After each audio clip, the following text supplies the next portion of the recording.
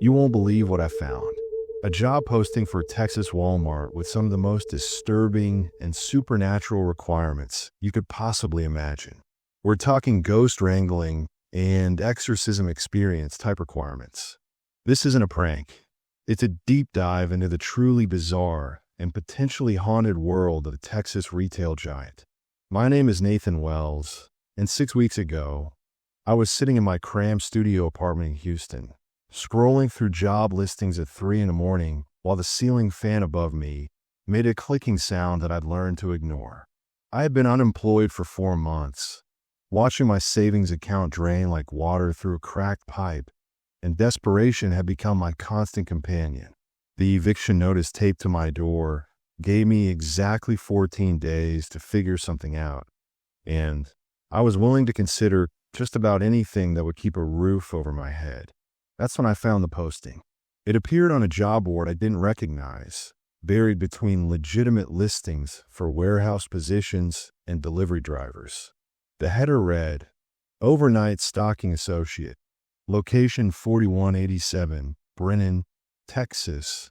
And at first glance, it looked like any other Walmart job advertisement.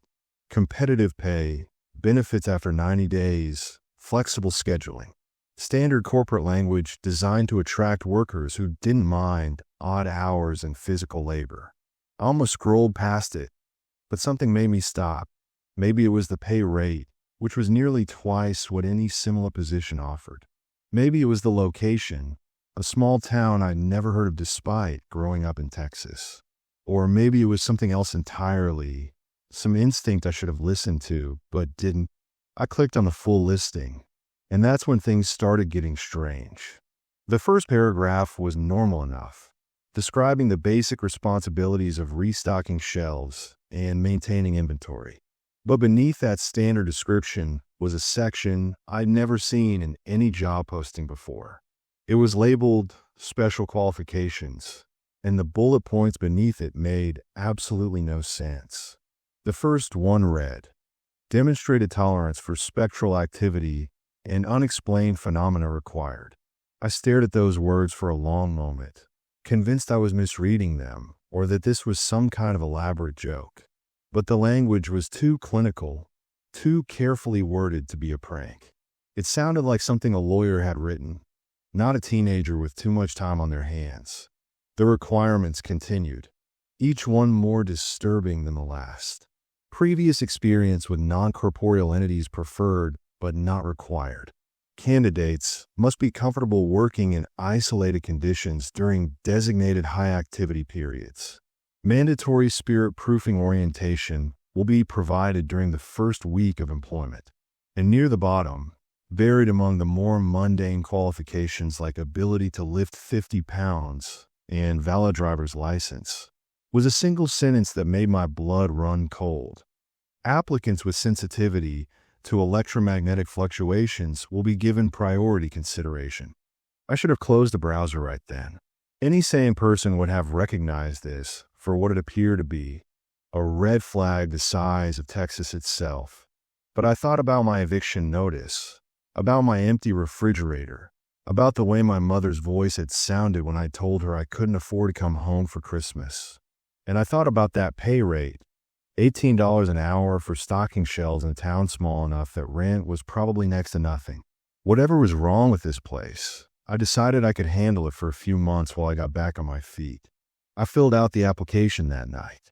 The form asked the usual questions about work history and availability, but it also included some entries I'd never encountered before. Have you ever experienced sleep paralysis? Do you have a family history of clairvoyance or mediumship? On a scale of 1 to 10, how would you rate your response to sudden temperature changes?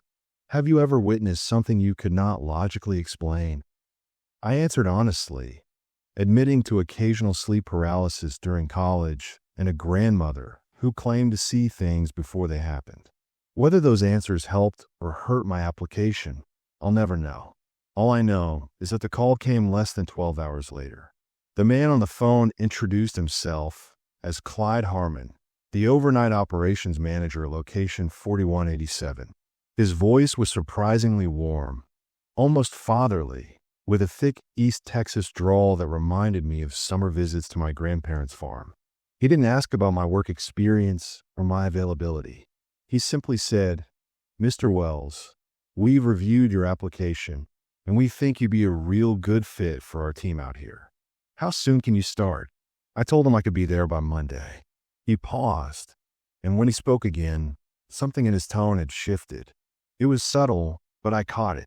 A note of something that might have been concern, or maybe warning. "That's fine," he said slowly. "Just one thing before you commit. This job ain't for everybody. The work itself is simple enough, but the environment takes some getting used to. Some folks can't handle it. No shame in that. If you get out here and decide it's not for you, we'll pay you for your trouble and send you on your way. But if you stay, you need to understand that the rules we have exist for a reason. Following them isn't optional. It's survival." I should have asked what he meant by survival. I should have demanded specifics about what I was getting into. Instead, I told him I understood, thanked him for the opportunity, and hung up the phone with a feeling of unease that I couldn't quite explain. The drive from Houston to Brennan took nearly 5 hours, most of it on increasingly empty highways that seemed to stretch into infinity. As I got further from the city, the landscape changed. The sprawl of suburbs gave way to ranches, then to empty fields dotted with oil derricks and the occasional farmhouse. My GPS lost signal twice, forcing me to rely on handwritten directions that Clyde had emailed me, and both times I had the strangest sensation that the road was actively trying to turn me around. At one point, I could have sworn I saw a woman standing on the shoulder of the highway, dressed in white and staring directly at my car. But when I looked in my rearview mirror, there was nothing but empty asphalt. Brennan itself was barely a town. A single main street with a hardware store, a diner, a church, and not much else. The houses were old and weather-beaten, their paint peeling in the relentless Texas sun, and I didn't see a single person outside despite it being early evening. The whole place felt like a photograph from another era, frozen in time while the rest of the world moved on without it. My grandmother would have called it a thin place, somewhere the barrier between our world and others wasn't quite as solid as it should be. The Walmart sat on the edge of town, a massive concrete rectangle surrounded by a parking lot that could have held 500 cars, but currently held less than 20. The familiar blue and white signage should have been comforting, a beacon of corporate normalcy in this strange little town. But something about the building felt wrong. The lights in the parking lot were too bright, blazing with an intensity that felt almost desperate, like they were trying to keep something at bay. And the shadows beneath the building's overhang seemed too dark, too deep, defying the geometry of the structure that cast them.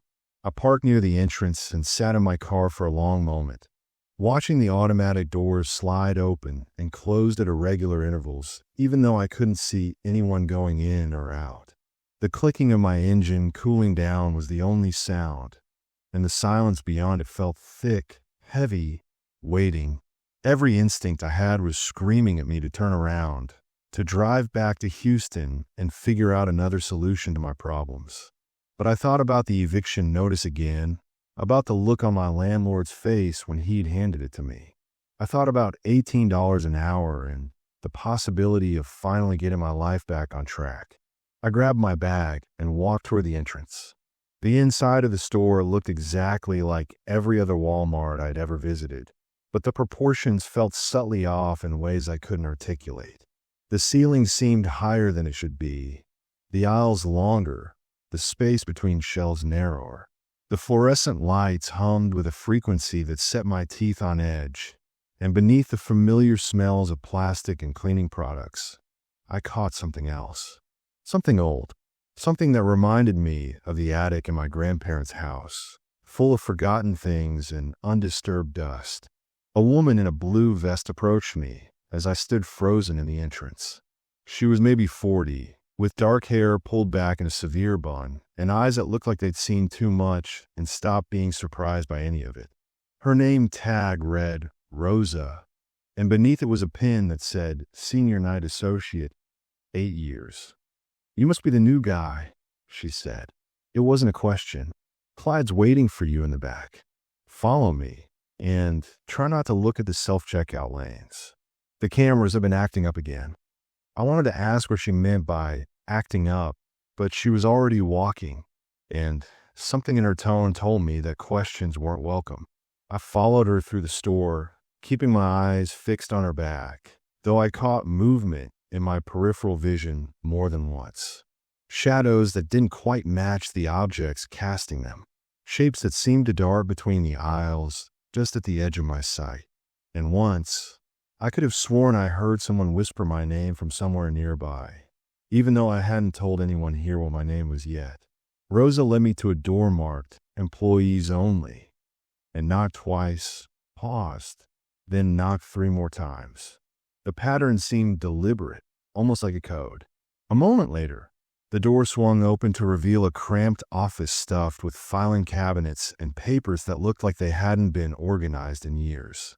Clyde Harmon was older than his voice had suggested, maybe 60, with a face weathered by sun and time and something else. His eyes were the palest blue I'd ever seen, almost colorless, and they studied me with an intensity that made me feel like he was reading every thought I'd ever had. He gestured to a metal folding chair across from his desk. "Welcome to location 4187, he said. "Sit down, son. We've got a lot to talk about before your first shift." I sat, and as the office door closed behind me with a click that sounded far too final, I realized that whatever I'd gotten myself into, it was too late to turn back now. Clyde's office smelled like old coffee and something else. Something I couldn't quite identify, but that reminded me of church incense mixed with a metallic tang of copper. He watched me settle into the folding chair, his pale eyes never blinking, and for a long moment neither of us spoke. The fluorescent light above his desk flickered once, and I saw him glance up at it with an expression that might have been recognition. "Let me be straight with you, Nathan," he finally said. And I didn't bother asking how he knew my name when I hadn't introduced myself. "You took this job because you needed the money. I understand that. Most folks who end up here are in similar situations. Desperate enough to take a job that pays too well in a town that doesn't officially exist on most maps. But what you need to understand is that the money isn't payment for stocking shelves. It's hazard pay." He opened a drawer in his desk and pulled out a laminated card about the size of a playing card. The edges were worn smooth, like it had been handled countless times, and the text on its surface was printed in ink so red it almost seemed to glow under the fluorescent light. He slid it across the desk toward me. "These are the rules," he said. "They're not suggestions. They're not guidelines. They are the only thing standing between you and something that's been here since long before this building was constructed. You memorize them. You follow them without hesitation. And if you ever forget one, you come straight to me or Rosa, and we'll do what we can to help. Though I should warn you, once certain lines are crossed, there's not much anyone can do." I picked up the card and started reading. Each rule was numbered, written in that unsettling red ink, and phrased with a precision that suggested they'd been refined over years of trial and error. Deadly trial and error. Rule 1. Your shift begins at 11 p.m. and ends at 7 a.m. Do not arrive more than 15 minutes early. Do not remain more than 10 minutes after your shift ends.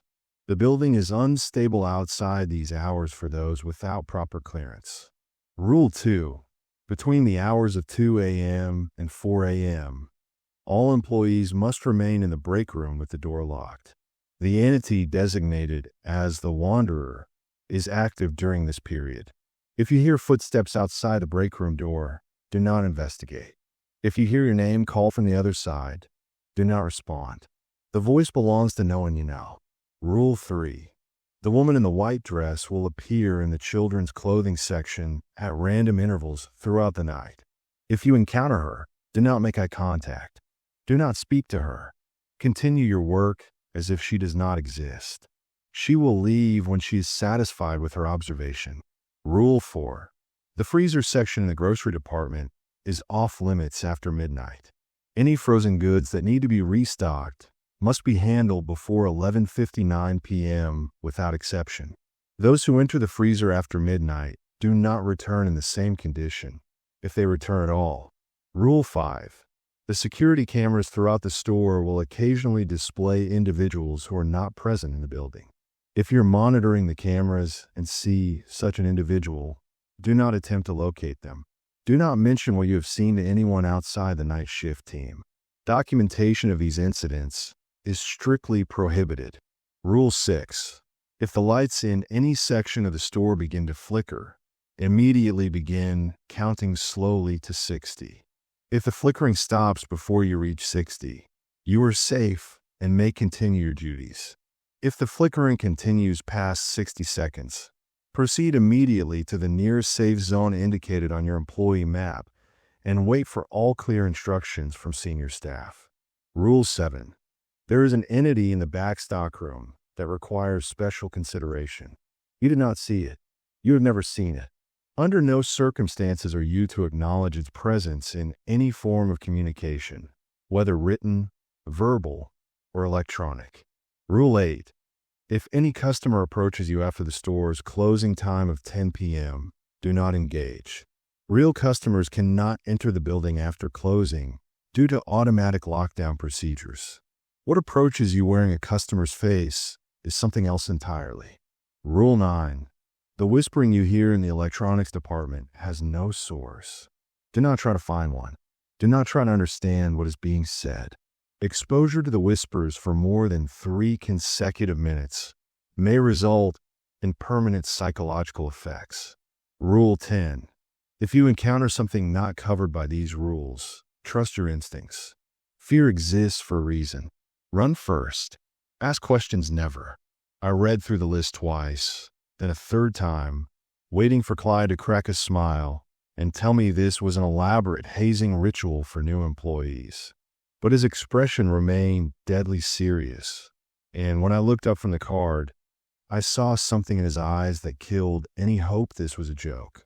It was the look of a man who had seen terrible things and learned to live with them because the alternative was worse.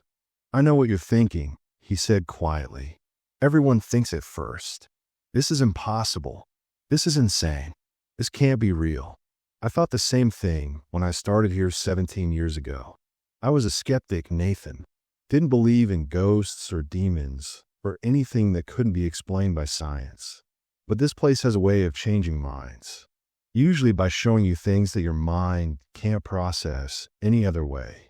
I set the card down on the desk, my hands trembling slightly. What is this place? What happened here? Clyde leaned back in his chair, and for a moment he looked older than his years, ancient almost, like something had been slowly draining the life out of him for a very long time. This Walmart was built in 1994 on a piece of land that the locals call Brennan's Hollow. The town council sold it cheap because nobody would live near it. Nobody would farm it. Animals wouldn't graze on it. There were stories, you see, stories going back before the town was founded, back to when this was all just wild frontier country. Stories about settlers who came here and were never seen again. Stories about lights in the fields at night and voices coming from empty places. Stories about something that lived in the ground, something that had been here since before people walked this land. He paused, glancing at the door as if making sure it was still closed.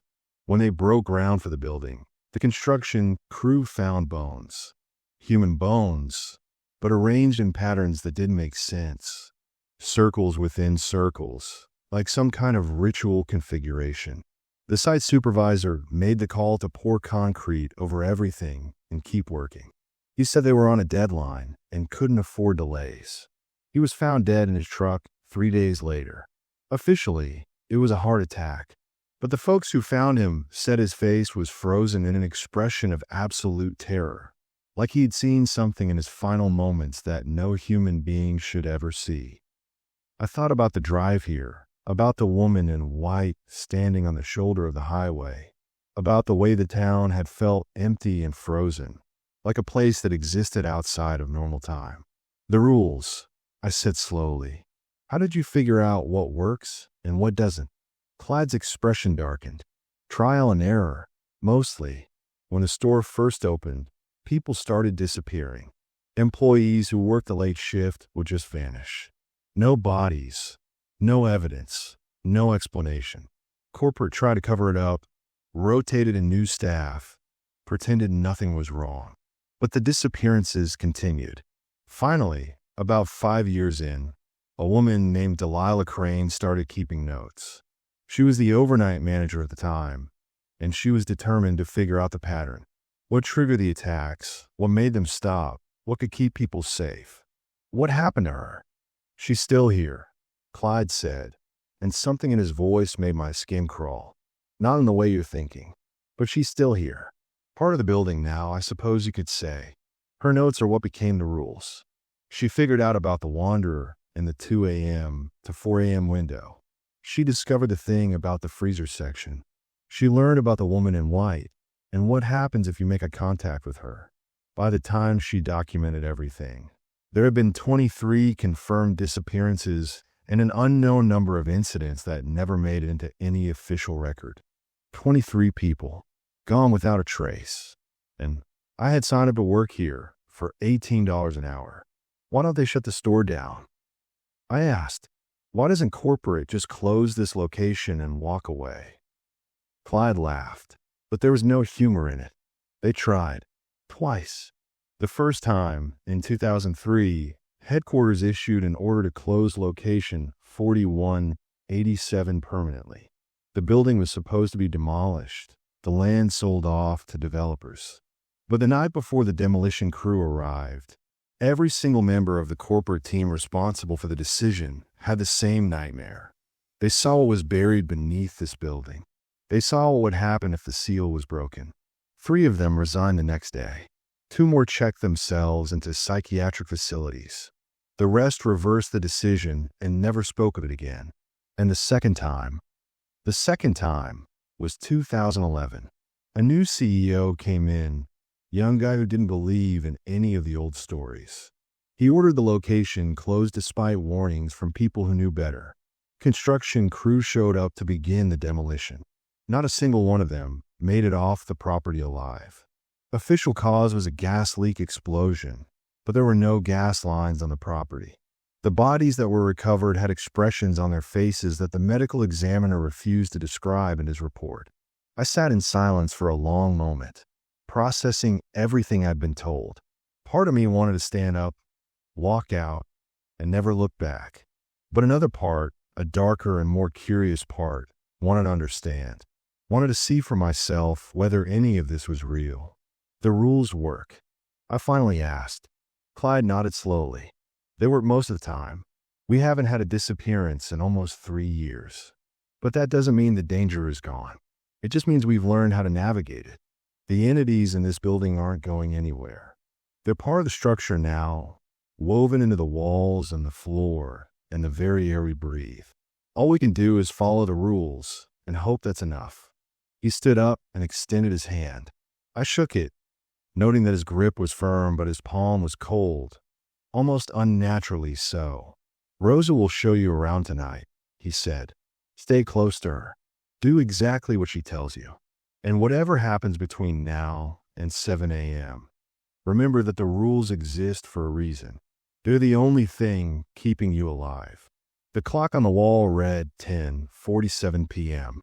In 13 minutes, my first shift would officially begin. I followed Rosa out of the office and into the fluorescent-lit maze of the store, and somewhere in the depths of the building, I heard something that sounded almost like laughter. The first 3 hours of my shift passed in a blur of cardboard boxes and shipping manifests. Rosa worked with mechanical efficiency, her movements practiced and precise, and I did my best to keep up while absorbing the layout of the store. She spoke very little, offering brief instructions when necessary, but otherwise maintaining a silence that felt less like rudeness and more like conservation of energy. Like she was saving her strength for something that hadn't happened yet.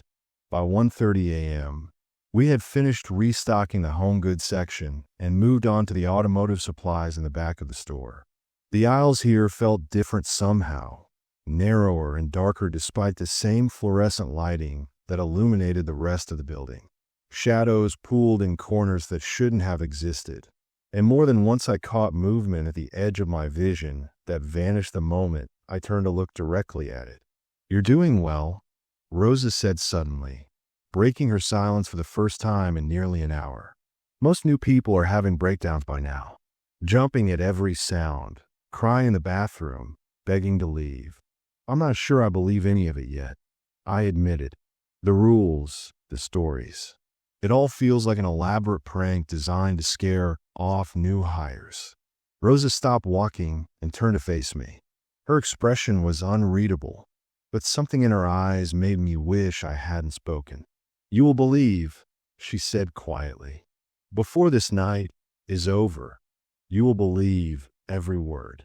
And part of you will wish you had never come here. But by then it will be too late." She glanced at her watch, and I saw her face tighten. "We need to get to the break room. Now." I checked my phone. It was 1:49 a.m., still 11 minutes before the 2 o'clock deadline. "I thought we had until 2. "We do, but the Wander doesn't follow a schedule the way we understand it. Sometimes it comes early. Sometimes it lingers late. The only safe approach is to be secured before the window opens and stay secured until we're absolutely certain it's passed." She grabbed my arm and started walking faster, almost jogging toward the back of the store. "Whatever you see or hear in the next few minutes, don't stop moving. Don't look back. Just follow me and keep your mouth shut." We were halfway through the grocery section when the temperature dropped. It happened so suddenly that I gasped, my breath forming a visible cloud in front of my face. The fluorescent lights above us began to flicker, casting the aisle in alternating bursts of light and shadow that made it impossible to see clearly. And beneath the electrical hum of the dying bulbs, I heard footsteps, heavy, deliberate, coming from somewhere behind us. Rosa didn't slow down. If anything, she moved faster, practically dragging me through the frozen food section and past the bakery toward a door marked "Employees Only." The footsteps behind us grew louder, closer, and I fought the overwhelming urge to look back and see what was following us. We burst through the door and into a corridor that led to the break room. Rosa pushed me ahead of her, and I heard her slam the door behind us just as something crashed against the other side. The impact shook the entire frame, and through the small window set into the door, I caught a glimpse of something that my brain refused to process. It was there for only a fraction of a second, but I saw enough. A shape that was almost human, but stretched in wrong directions, with limbs that bent at angles that no skeleton should allow. And eyes. So many eyes, clustered together where a face should have been, all of them focused directly on me. Rosa grabbed my collar and yanked me backward. "Don't look at it. Move." We ran the remaining distance to the break room, and I saw that 2 other employees were already inside. A massive man with arms like tree trunks who I would later learn was named Darnell, and a younger woman with close-cropped hair and nervous eyes who introduced herself as Penny. They helped us through the door, and Darnell immediately began engaging a series of deadbolts that I hadn't noticed until now. 3 separate locks, plus a heavy steel bar that slid into brackets on either side of the frame. "He almost made it," Penny whispered, staring at me with something between pity and accusation. Why was he still out there so close to 2? "We were in automotive," Rosa said, catching her breath. "Lost track of time. It won't happen again." The break room was small and windowless, lit by a single bulb that cast everything in a sickly yellow glow. There were no decorations on the walls, no vending machines, nothing that might be found in a normal employee break area. Just 4 metal folding chairs arranged in a circle facing outward, as if positioned for people who needed to watch every direction at once. "Sit," Darnell said. His voice was deep and calm, the voice of someone who had done this many times before. "Don't speak unless absolutely necessary. And whatever happens in the next 2 hours, do not open that door. Not for anything." I sat. The clock on the wall showed 2:03 a.m. Outside the door, I could hear the footsteps again. Slow now, patient, pacing back and forth in the corridor like a predator that knew its prey was trapped. Then the voice came. Nathan. It was my mother's voice, perfect in every detail, calling from just outside the door.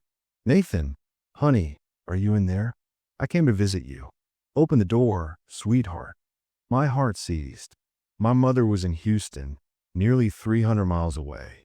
But the voice was hers, exactly hers, down to the slight rasp she developed after decades of smoking. I started to stand, but Rose's hand clammed down on my shoulder with surprising strength. It's not her, Rosa whispered. It's never who it sounds like. That's how it works. The Wanderer takes voices from your memories and uses them against you. It could sound like anyone you've ever loved, ever trusted, ever wanted to hear from again. But behind those voices is something that wants to consume you completely. The voice outside the door changed. Now it was my father, who had died when I was 15, calling my name in that gruff but loving tone I'd almost forgotten. Son, I've been looking for you. I need to tell you something important. Please let me in. Tears streamed down my face. I knew it wasn't real. I knew my father was dead, had been dead for over a decade. But hearing his voice, so clear and present, cut through every rational defense I had. My hand moved toward the door, almost involuntarily. Darnell grabbed my wrist and forced it back down. The first time is always the hardest, he said, not unkindly. We've all been through it. It will use everyone you've ever cared about. And when that doesn't work, it will start on people you've never met but always wanted to. It knows things about you that you don't even know yourself. Just keep breathing and remember that the door stays closed no matter what. For the next 2 hours, the Wanderer tested us. It cycled through voice after voice, person after person, pulling from our memories with surgical precision. I heard my mother, my father, my grandmother who claimed to see the future, my best friend from college who had died in a car accident 3 years ago. I heard a girlfriend I had never stopped loving. I heard my own voice, pleading with myself to open the door, promising that everything would be fine if I just turned the handle. And beneath all those familiar sounds, I heard something else. A chittering, scratching noise that seemed to come from everywhere at once. As if the creature was not just outside the door, but inside the walls, inside the ceiling, inside the very air we were breathing. The clock struck 4 a.m., and the sound stopped. The temperature in the break room gradually returned to normal, and Darnell waited a full 10 minutes before he began disengaging the locks. When he finally opened the door and peered into the corridor, his shoulders visibly relaxed. Clear, he said. It's gone until tomorrow night. I stepped out of the break room on legs that felt like they belonged to someone else. The corridor looked exactly as it had before, with no sign that anything unusual had occurred. But I knew better now. I'd seen the Wanderer, however briefly. I had heard it speak with voices stolen from the people I loved most. And I understood, with a certainty that went beyond rational thought, that everything Clyde had told me was true. You did well, Rosa said, placing a hand on my shoulder. Most people don't make it through their first encounter without trying to open the door at least once. You're stronger than you look. I didn't feel strong. I felt hollow, emptied out, like something fundamental had been taken from me in that room. But I nodded and followed the others back into the store, where 3 more hours of work awaited before sunrise would finally release us from this nightmare. As we returned to our abandoned tasks, I noticed something that made my blood run cold. On the wall near the automotive section, scratched into the drywall with what looked like fingernails, was a message that hadn't been there before. Welcome home, Nathan. I've been waiting for you. I didn't tell anyone about the message on the wall. Not Rosa, not Darnell, not even Clyde when I reported for my second shift the following night. Something told me that speaking it aloud would make it more real, more dangerous, and I wasn't ready to confront what it might mean. But the words echoed in my mind through every waking moment and invaded my dreams during the few restless hours of sleep I managed to get. Welcome home. I've been waiting for you. It implied a connection, a history, something that went beyond the random misfortune of taking the wrong job. And the more I thought about it, the more I realized that finding this job posting hadn't felt random at all. It had felt inevitable, like I'd been walking toward this moment my entire life without knowing it. Over the next 2 weeks, I learned to navigate location 4187 with increasing confidence. I memorized the safe zones, the danger areas, the timing patterns that govern movement through the store. I encountered the woman in white 3 times, always in the children's clothing section, always standing perfectly still with her head tilted as if listening to something no one else could hear. Each time, I followed the rules. No eye contact, no acknowledgement. Continue working as if she doesn't exist. And each time, she eventually faded away, leaving behind a faint scent of roses and decay. I saw things on the security monitors that defied explanation. Figures walking through aisles that were confirmed empty. Faces pressing against the camera lenses from the other side. Once, a child running through the toy section at 3 a.m., laughing silently while blood dripped from her mouth. The other night shift employees assured me these were normal occurrences, and that the important thing was to never try to investigate what the cameras showed. But the thing that disturbed me most wasn't the entities or the rules or the constant low-level terror that had become my new normal. It was the growing certainty that this place knew me. Not in the general sense of knowing all its employees, but knowing me specifically. Nathan Wells. Like I was expected, like my arrival had been anticipated for years before I walked through those automatic doors. I started researching during the daylight hours, digging through county records and newspaper archives and obscure genealogy websites. I learned more about Brennan's Hollow and the history of the land that location 4187 now occupied. The stories Clyde had told me were only the beginning. The hollow had been considered cursed for as long as anyone could remember. Native tribes who once lived in the area had avoided it entirely, speaking of something they called the Hungry Dark, an entity that lived beneath the ground and fed on human souls. Spanish explorers who passed through in the 1700s wrote about a place where compasses spun wildly and men went mad overnight, raving about voices that spoke to them from empty fields. And when American settlers arrived in the 1800s, they learned quickly to stay away from the patch of land that nothing would grow on and no animal would approach. But in 1889, a family named Prescott ignored all the warnings. Jacob Prescott was a wealthy rancher from East Texas who had bought the hollow land site unseen, convinced that the local superstitions were keeping valuable property cheap. He built a grand house on the most cursed section of the land and moved in with his wife and 3 children, determined to prove that civilization could conquer primitive fears. They lasted exactly 17 days. The Prescott house was found abandoned in October 1889, with no sign of violence, but also no sign of the family. Their possessions remained in place. Clothes in closets, food on tables, personal items scattered as if they'd simply stepped out for a moment. But Jacob Prescott, his wife Mary, and their 3 children were never seen again. The house burned to the ground a month later under circumstances that were never explained, and for the next century, the hollow remained empty. Until 1994, when Walmart came to town. I dug deeper into the Prescott family history, driven by a nagging sense that there was something important I was missing. And 3 nights into my research, I found it. Jacob Prescott's youngest daughter had been named Eleanor. She was 10 years old when the family moved to the hollow, and according to a diary recovered from the ruins of the house, she had been the first to hear the voices. She wrote about something speaking to her from the walls, from the floor, from inside her own head. She called it the Dark Friend, and described it as both terrifying and beautiful. In her final entry, dated 2 days before the family disappeared, she wrote, "The Dark Friend says, I belong here. It says this is my home now. It says my family will go to sleep, but I will stay awake forever. And someday, when the world has forgotten us, one of my blood will come back to finish what was started. One of my blood will come back. I stared at those words until my vision blurred, then pulled up the genealogy database I'd been using and began tracing my own family history with trembling hands. My mother's maiden name was Collins. Her mother had been a baker.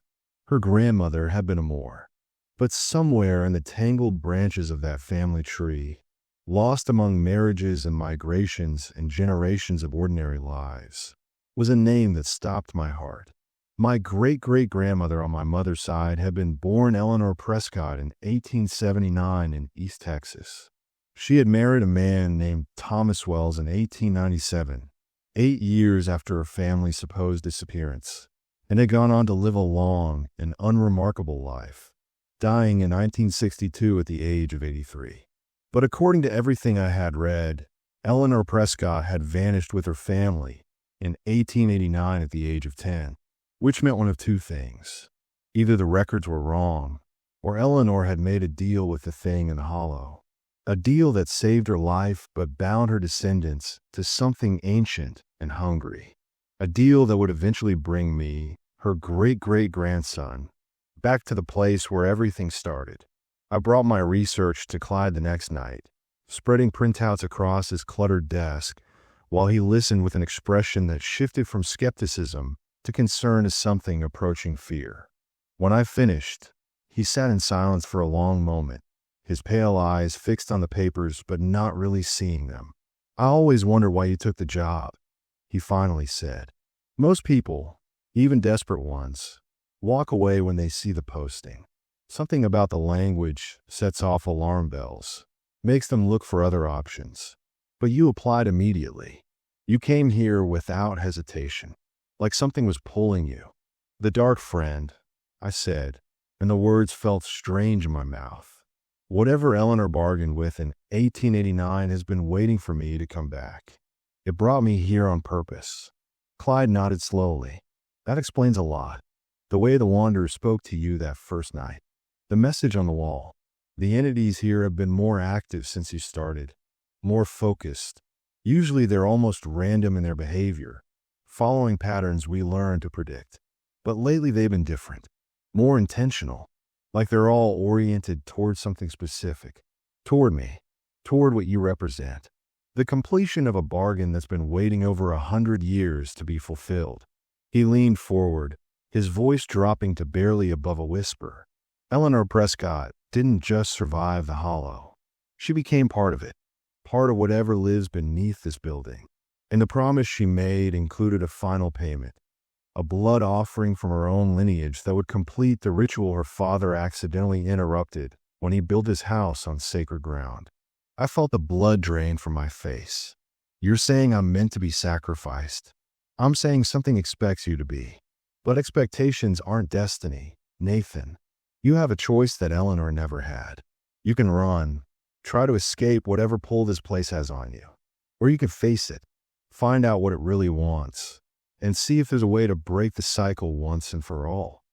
I thought about running, about getting in my car and driving until Houston was far behind me, until Texas itself was just a memory fading in my rearview mirror. But I knew, with the same certainty that had brought me here in the first place, that running wouldn't work. Whatever lived beneath location 4187 had its hooks in me. It had been drawing me toward this moment since before I was born. Running would only delay the inevitable. "How do I face it?" I asked. Clyde reached into his desk and pulled out a key that looked older than the building, older than the town, maybe older than memory itself. It was made of iron, with intricate patterns carved into its surface that hurt my eyes when I tried to focus on them. "Delilah Crane found this in the stockroom back in 2001, he said, right before she became part of the building. She believed it could open a door that hadn't been opened since the Prescott house burned. A door that leads down into whatever's beneath us. She never got a chance to use it. I took the key. It was cold against my palm, almost painfully cold, and I felt something stir in response to my touch. Something vast and patient and terribly, terribly aware. "If I go through that door," I said slowly, "there's no guarantee I'm coming back." Clyde met my eyes, and I saw sorrow there, mixed with something like hope. "No, there's not. But if you don't go, this cycle continues. More employees disappear. More families lose people they love. And someday, another descendant of Eleanor Prescott stumbles onto a job posting that shouldn't exist and finds themselves exactly where you are now." I looked at the key in my hand. Then I looked at the clock on the wall. It was 11:47 p.m. Somewhere in the store, I could hear the faint sound of footsteps that belonged to no one I knew. I stood up. "Where's the door?" The door was in the back of the stockroom, hidden behind shelves of surplus inventory that looked like it hadn't been touched in decades. Rosa and Darnell helped me move the boxes, working in tense silence while Clyde stood watch at the entrance. None of them spoke, but I could feel their fear radiating off them in waves. They knew what I was about to do. They knew there was a good chance they would never see me again. The door itself was unremarkable at first glance. Just old wood set into a frame that looked like it had been built when the Walmart was constructed, maybe to seal off an existing entrance that nobody wanted found. But the moment I touched the iron key to the lock, I felt the temperature drop. The lights in the stockroom flickered violently, and somewhere in the distance, I heard a sound that might have been laughter or might have been screaming. "Last chance to change your mind," Rosa said quietly. I shook my head and turned the key. The lock clicked open with a sound that seemed to echo far longer than it should, and the door swung inward to reveal a staircase descending into absolute darkness. I had brought a flashlight, but its beam seemed to get swallowed by the blackness below, illuminating nothing beyond the first few steps. The stairs were stone, ancient, carved with the same intricate patterns that adorned the key. They spiraled downward in a way that made no sense geometrically, turning in directions that my eyes couldn't quite track. "If I don't come back by dawn," I said, not looking at anyone, "seal this door and never open it again." I didn't wait for a response. I stepped through the threshold and began my descent. The staircase went down much farther than should have been possible. I counted over 300 steps before I lost track, and the darkness around me seemed to thicken with each one, becoming almost solid, pressing against my skin like cold water. The air smelled of earth and something older, something that reminded me of the way my grandmother's house had smelled when I was a child. Old books and dust and secrets that should have stayed buried. At the bottom of the stairs, I found myself in a chamber that defied description. The walls were made of compacted earth, reinforced with what appeared to be bones arranged in complex patterns that hurt my eyes when I tried to follow them. The ceiling was so high that my flashlight couldn't reach it, disappearing into darkness that seemed to go on forever. And in the center of the chamber, sitting on a throne made entirely of human skulls, was something that wore Eleanor Prescott's face. She looked exactly like the photograph I'd found in the county archives. A 10-year-old girl with dark hair and pale skin and eyes that had seemed too much too young. But there was something wrong with those eyes now. They were completely black, reflecting no light, holes punched into a face that was no longer entirely human. "Nathan," she said, and her voice was the same voice that had called my name through the break room door. The same voice that had whispered to me from the walls. But it was also my grandmother's voice, and my mother's voice, and voices I didn't recognize, but somehow knew were ancestors I'd never met. "I've been waiting for you for so long." I stopped walking when I was about 20 feet from the throne. My heart was pounding so hard I could feel it in my temples, but my voice was steady when I spoke. "You're not Eleanor Prescott." "Not really." The thing on the throne smiled, and its teeth were too numerous, too sharp, arranged in rows like a shark's. "I am what Eleanor became when she accepted my gift. I am what your bloodline carries within itself, passed down through generations like a recessive gene waiting to be expressed. And I am what you will become, if you're brave enough to accept the inheritance that was promised." "What inheritance?" The creature stood, and I realized that while its face belonged to a child, Its body was something else entirely. It unfolded from the throne in sections, limbs emerging from places where limbs shouldn't exist, reaching toward me with fingers that tapered into points. Immortality, power, a place in the hollow that will endure long after the world above has crumbled to dust. Eleanor's family tried to desecrate this sacred ground, but she was wise enough to see the opportunity in their mistake. She offered herself as a vessel, and in return, I gave her everything a mortal heart could desire. You took her family. I freed them from the burden of flesh.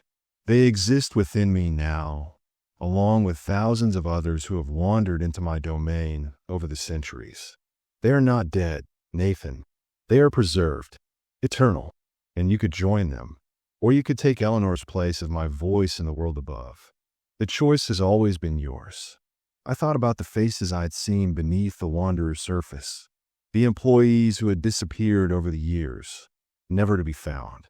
Tommy Whitmore and the woman in the freezer, and countless others whose names have been forgotten. They weren't dead, the creature claimed. They were preserved. But I remembered the expressions I glimpsed, the silent screams, the eyes that pleaded for release. That wasn't preservation. That was an eternity of conscious torment, trapped within something that fed on human fear and pain. What if I refuse? I asked. The creature's smile widened impossibly. Then you die here, and the cycle continues. Another descendant of Eleanor's blood will eventually find their way to me. Perhaps your children, if you have them. Perhaps your grandchildren. The bargain was struck over a century ago, and it cannot be broken by simple refusal. Someone of Eleanor's lineage must either take her place or be consumed. Those are the only options the ritual allows.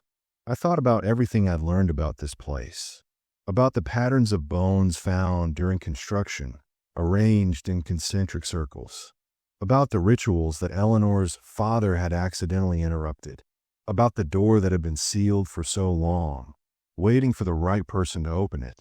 The ritual, I said slowly. You said my ancestor interrupted it. What happens if it's interrupted again? Something flickered across the creature's face.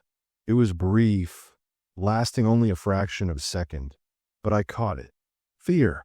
For all its power, for all its centuries of accumulation, there was something it was afraid of. The ritual cannot be interrupted. The seal was broken when you opened the door. The cycle must complete. But what if it doesn't? I pressed. What if the blood offering refuses to be offered? What if I find a way to break the pattern instead of continuing it? The creature moved toward me, faster than anything that size should be able to move, and suddenly I was being lifted off the ground by a grip that felt like iron. Its face was inches from mine, and up close I could see that Eleanor's features were just a mask, a thin veneer stretched over something that was all teeth and hunger and endless, endless rage.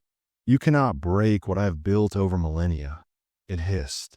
You are nothing but blood and bone and fear, a tiny flame that I will extinguish and add to my collection. Your choice was never about whether to join me. It was only about how much you would suffer first. I looked into those bottomless black eyes, and I felt something I didn't expect. Not fear, though there was plenty of that.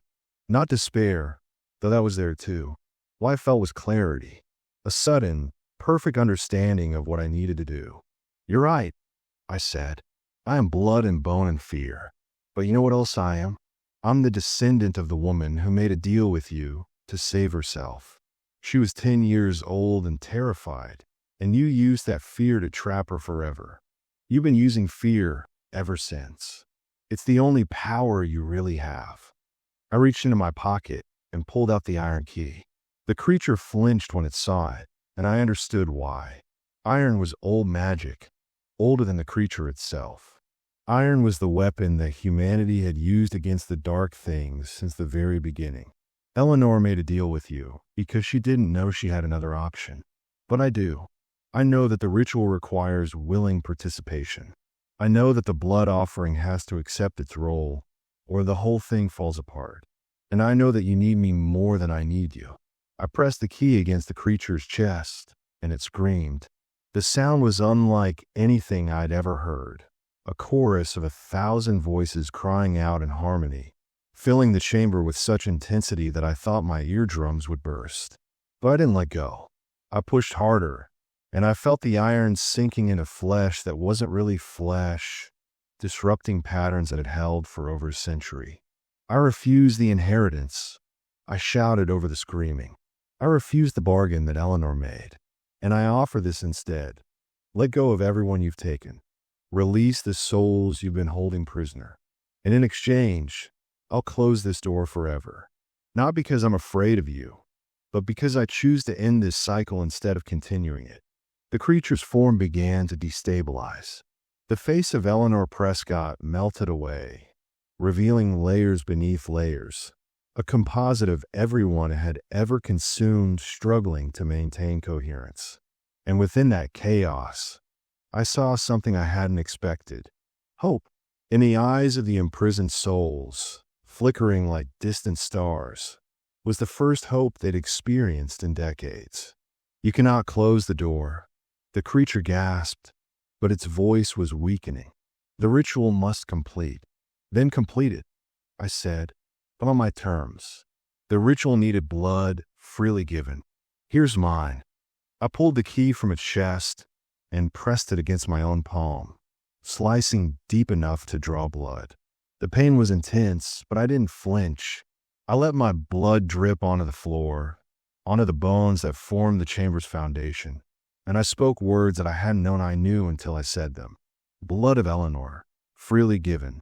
Debt of generations, freely paid. Though it was open, be closed. Though it was bound, be freed. And let what has hungered finally rest. The world exploded in light. I woke up on the floor of the stockroom, surrounded by Rosa and Darnell and Clyde, all of them staring at me with expressions of shock and relief. The door behind me was gone. Not just closed, but gone. Where it had been was just a wall, solid and unremarkable, with no trace that a door had ever existed. What happened? Rosa asked. I looked at my palm. The cut from the key had healed completely, leaving behind a scar in the shape of the same intricate patterns that had adorned the iron. And somewhere deep in my mind, I felt an absence that I hadn't known was there. A weight that had been pressing on me my entire life suddenly lifted. It's over, I said. The bargain is fulfilled. The door is closed. Clyde helped me to my feet, his pale eyes scanning my face for any sign of the creature's influence. How can you be sure? I thought about the light that had filled the chamber in my final moments below. I thought about the faces I'd seen, no longer screaming, no longer trapped, finally fading into whatever peace awaited them beyond. And I thought about the voice I'd heard just before losing consciousness. Eleanor's voice, but different, lighter, free. Thank you, she had whispered. Thank you for finishing what I was too afraid to start. I looked at Clyde, at Rosa, at Darnell and Penny and the other night shift employees who had gathered to see what all the commotion was about. I looked at the walls of location 4187, at the building that had been a prison for over a century, and I felt nothing but ordinary fluorescent lights and processed air and the faint smell of cleaning products. I'm sure, I said, because I can feel the difference. Whatever was in this building isn't here anymore. The hollow is just land again, and this Walmart is just a store. The clock on the wall read 6:47 a.m. Through the windows at the front of the store, I could see the first rays of sunlight streaming across the parking lot. It was the most beautiful sunrise I'd ever seen. Rosa was the first to laugh. It started as a nervous chuckle, but it built into something genuine, something joyful, and soon everyone was laughing and crying and embracing each other like survivors of a disaster who had finally reached dry land. I stayed at location 4187 for another 6 months, not because I needed the money anymore, though $18 an hour was still a good wage. I stayed because these people had become my family in a way I hadn't expected. We had faced the darkness together, and we had emerged on the other side. Eventually, I moved on, got a better job, found an apartment I could afford, started rebuilding the life that desperation had nearly destroyed. But I never forgot what happened in Brennan, Texas. I never forgot the rules that kept us alive, or the creature that waited beneath the building, or the ancestor who had made a deal with darkness and paid the price for over a century. Sometimes, late at night when I can't sleep, I think about Eleanor Prescott, the real Eleanor, not the mask that the creature wore. I think about a 10-year-old girl who saw her family consumed by something she couldn't understand, who made an impossible choice to survive, who spent over 100 years waiting for someone brave enough to set things right. I hope she found peace. I hope they all did. And if you're listening to this story, I have one piece of advice. If you ever see a job posting that seems too good to be true, with requirements that don't make sense and a pay rate that can't be explained, think carefully before you apply. Sometimes a job is just a job, but sometimes it's the universe bringing you somewhere you were always meant to be. For me, that somewhere was a haunted Walmart in the middle of nowhere, Texas. And while I wouldn't wish that experience on anyone, I wouldn't trade it either. Some doors are meant to be opened, and some doors are meant to be closed forever. I'm just glad I figured out which was which.